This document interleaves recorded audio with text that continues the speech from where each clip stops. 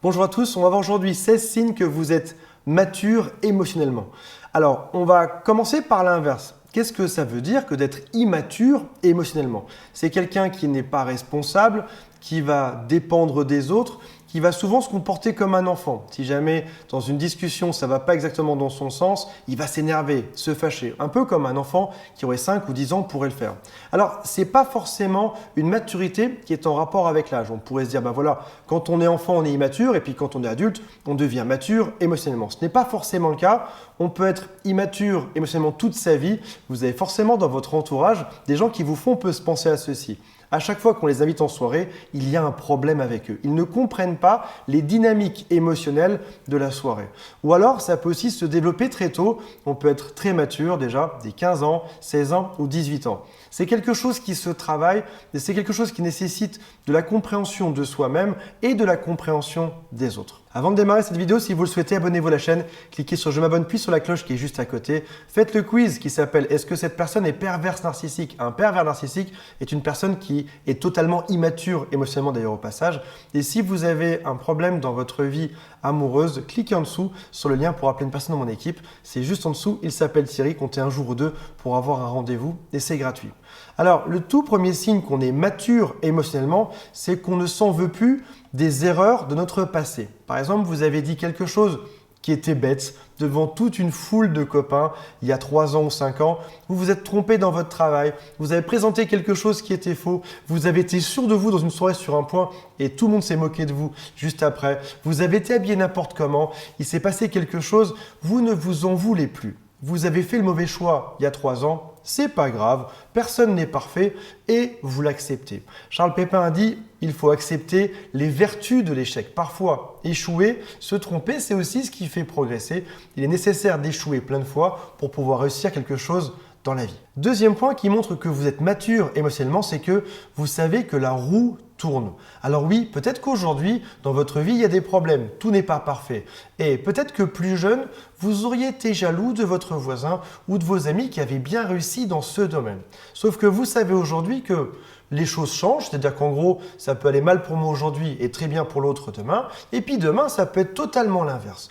Donc, vous savez que personne n'est parfait, qu'il suffit d'être honnête, d'être gentil, de bien travailler, d'être patient pour que tout fonctionne bien et vous avez le temps, vous êtes calme par rapport à ceci. Troisième point, vous savez que les gens ou vos amis ou vos collègues de travail ou dans votre couple, ils ont ce qui s'appelle les défauts de leur qualité. En gros, si vous avez un ami qui vous énerve sur un point, vous savez aussi que cet ami est génial sur un autre point. Donc en gros, lorsque tout le monde vous dit il ne faut pas fréquenter cette personne parce qu'il est nul dans ce domaine, vous avez su voir que oui, certes il est nul sur un point, mais il y a 9 autres points où il est génial. Tant que cette personne n'est pas toxique, tant que cette personne ne vous rabaisse pas, ne veut pas vous détruire, un petit défaut, c'est vraiment pas très grave. Vous avez le talent d'arriver à voir l'image globale plutôt que d'être focus ou focalisé sur un seul point. Vous savez aussi, avec l'âge, que les gens ne sont pas que gentils ou que méchants. Vous avez compris que le comportement de chacun est conduit par notre enfance parce qu'on a pu vivre de dur, de désagréable et aussi d'agréable. Et vous savez que quand quelqu'un se comporte mal, ce n'est pas spécifiquement contre vous. Cette personne se comporte globalement mal avec plein d'autres personnes. Donc ça veut dire que vous ne le prenez pas personnellement et vous n'avez pas peur de souffrir parce que vous savez quand quelqu'un se comporte mal que cette personne est triste finalement. Vous avez aussi appris qu'une personne peut mal se comporter, non pas pour faire du mal aux autres, mais tout simplement parce qu'elle a peur ou qu'elle souffre elle-même. Cinquième point, vous savez que les choses que vous pensez ne sont pas forcément immédiatement comprises par les autres. Parce qu'on a chacun un cerveau différent, un raisonnement différent, une histoire de vie qui est différente, des études différentes, une enfance différente. Ça veut dire que quelque chose qui est évident pour vous ne le sera pas forcément pour les autres et ça, vous en avez bien pris conscience. Et quand vous dites quelque chose, vous expliquez aux autres votre point de vue avec des images, avec plusieurs types d'exemples pour que les autres comprennent parce que les autres ne peuvent pas vous deviner immédiatement. Il y a un mot que j'aime bien qui s'appelle l'altérité, c'est reconnaître l'autre dans sa différence et surtout respecter sa différence. Sixième point, vous savez vous excuser. Alors, on nous apprend à l'école quelque chose d'étrange.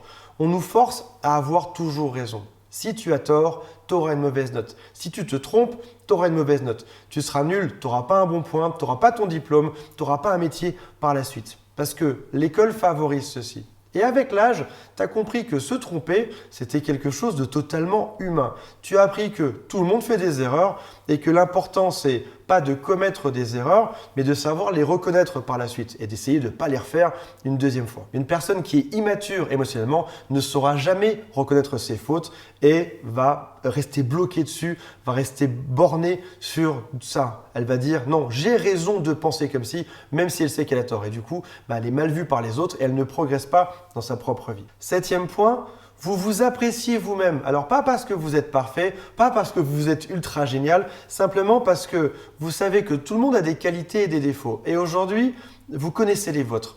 Vous connaissez vos qualités et vous connaissez également vos défauts. Alors, quand on a des défauts, il y a deux choses que vous avez appris à faire. Vous savez que vous devez éviter de vous retrouver dans des situations qui vont mettre ces défauts en évidence. Un exemple tout bête, si jamais vous avez le vertige, vous allez éviter de vous mettre dans un endroit où vous avez le vertige. De manière toute simple, on évite d'être là où on est nul.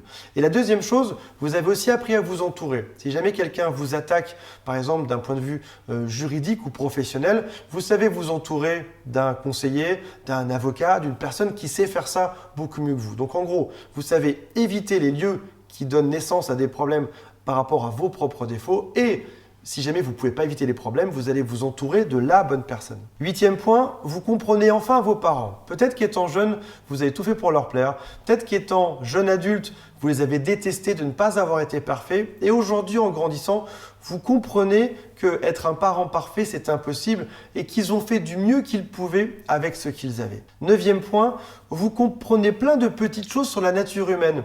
Par exemple, sur l'importance du repos, le fait de manger équilibré, de ne pas manger trop sucré, trop salé, etc. Vous savez aussi que si jamais l'amour de votre vie, votre compagnon, vous fait une scène, c'est peut-être parce qu'il y a de la fatigue ou une accumulation de nuits où il a mal dormi. Donc vous ne lui en voulez pas parce que vous savez que la nature humaine est ainsi faite. Point numéro 10. La majorité des insultes vous glissent dessus. C'est comme si vous aviez un imperméable et lorsqu'on vous envoie ça, ça ruisselle sur vous, ça ne vous atteint plus. Si jamais une personne vous en veut, vous n'en faites pas un drame. Vous la laissez vous en vouloir. Très bien, tu me détestes, ça me va parfaitement. Tu es peut-être même content quand quelqu'un s'énerve après toi ou te montre son vrai visage. Ça te fait rire parce que tu gagnes du temps. Tu pensais que cette personne était une bonne personne avec qui tu pourrais devenir ami. En l'occurrence, non. Elle t'a montré son vrai visage. Génial. Tu t'énerves, tu me critiques, gain de temps, je ne passerai pas de temps avec toi par la suite. Et tu deviens aussi capable de pardonner. Si jamais un ami te dit quelque chose de dur et qu'il s'excuse par la suite, tu es capable d'accepter ses excuses et de le pardonner plutôt que de rester rigide et de dire non, ce que tu as fait, ça ne se fait jamais. 11e point, vous acceptez les imperfections chez vous, chez les autres. Et on vous a peut-être appris dans la vie qu'il fallait être parfait. Peut-être que vos parents vous ont dit il faut avoir un couple parfait, il faut être un parent parfait, il faut être parfait à son travail. Mais aujourd'hui, vous savez que ce n'est pas le cas. Vous savez même que les personnes qui vous ont dit d'être parfait n'étaient absolument pas parfaites. Et à un moment donné, on peut accepter, se dire oui, bien évidemment, je suis un idiot comme tout le monde, ou une idiote comme tout le monde, mais je mérite de l'amour, je mérite d'être respecté dans ma vie. 12e point, vous tombez amoureux un petit peu moins facilement. Alors je ne dis pas qu'on ne tombe plus amoureux ou qu'on est désabusé par l'amour. Seulement, vous savez qu'une personne peut avoir l'air bien au début et qu'au bout de 3 mois, elle peut avoir quelques défauts. Tu le sais. Donc ça veut dire que tu vas prendre ton temps pour apprécier la personne à qui tu as affaire en face de toi. Tu vas dire, là, ça me va très bien, la personne me semble bien, mais je vais prendre mon temps pour déterminer si c'est l'homme ou la femme de ma vie. Point numéro 13, tu prends du temps, aujourd'hui tu sais prendre du temps pour consolider tes relations, que ce soit des relations amicales, familiales, amoureuses ou professionnelles. Tu vas par exemple savoir qu'il faut entretenir de l'amitié, entretenir de l'amour. Là où dans le temps tu te disais mes parents je les ai pour la vie, c'est à eux de faire les efforts. Mes amis pareil, c'est à eux de se bouger pour m'appeler.